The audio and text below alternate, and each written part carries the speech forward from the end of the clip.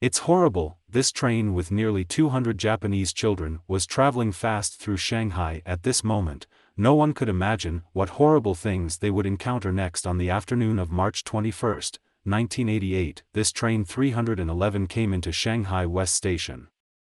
This journey terminated in Suzhou. A total of 15 carriages were previously hooked up, but after arriving at Shanghai West Station, the driver was informed to add 3 more soft sleeper cars because there were 179 junior high school students from Japan came to China to learn about the local customs and culture. An hour had passed since then.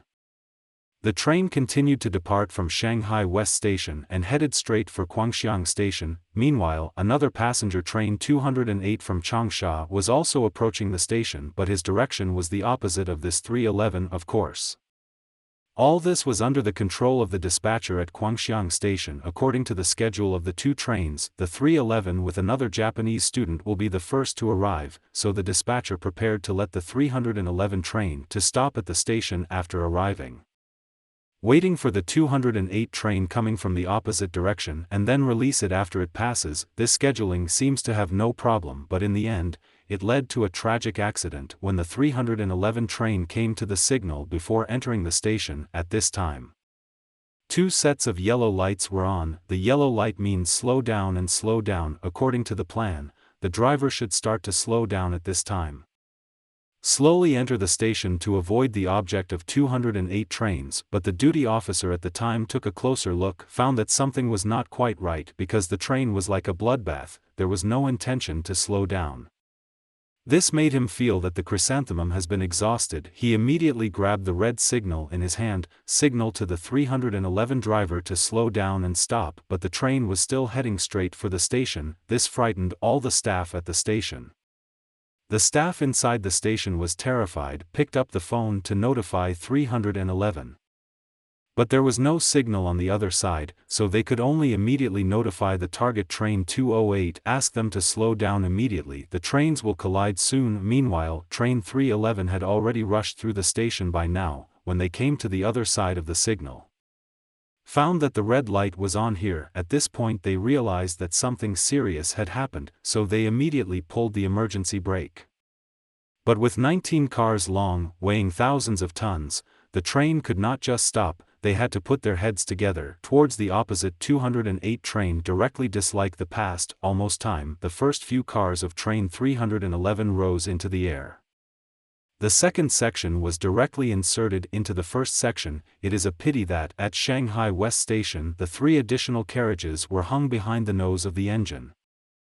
So these kids are in a bad way at the moment. Compared to this, the target train 208 hanging on the first carriage is the luggage. At that time a staff member at the moment of impact was thrown out of the window, killed instantly, and he also became the accident. The only Chinese victim of the accident. After the incident, when rescue arrived on the scene quickly, they came from the train 311, they took down one young body after another. The final tally, a total of 29 people were killed in this accident. One of them was the one who was thrown out of the window, Chinese compatriot. Next is the issue of compensation and responsibility determination of the accident. At that time, the domestic investigation team considered the responsibility for the accident. The 2 drivers on train 311 were mainly responsible. They were on their way, did not do the necessary lookout, even turned off the wireless phone, so before the impact, the duty officer could not contact them at all. For this result, the Japanese side is skeptical. They brought in an investigation team from Japan, conducted a second investigation into the accident. It was finally concluded that the railroad design was defective. First-class illegal overload was the main cause of the accident. In those days, Japanese technology in this area was indeed slightly better than domestic. The Chinese side obviously does not have much say, of course. Now to pursue this is also not very meaningful. The biggest problem in front of us now is compensation. The Japanese side opened its mouth, demanding 45 million yen for each of the victims. This gives the Chinese side a sense of déjà vu, but after all, they are the cause of the accident.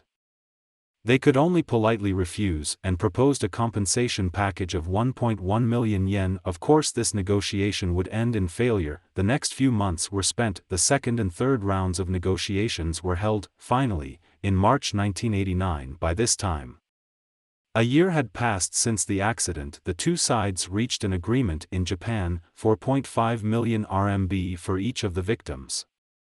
This is equivalent to about 140,000 RMB, although this is not a lot of money in today's eyes, but it was 1988.140000 is an astronomical figure. At this point, you may have a question: how much did the Chinese compatriot pay in the end, according to the information at that time?